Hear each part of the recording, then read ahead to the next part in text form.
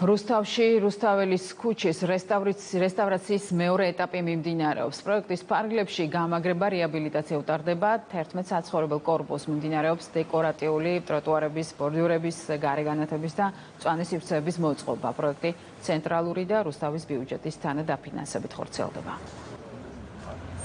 წელს მაგალითად რეგფონდიდან დაახლოებით 9 მილიონ 10 მილიონ ლარამდის იყო თანხა გამოყოფილი.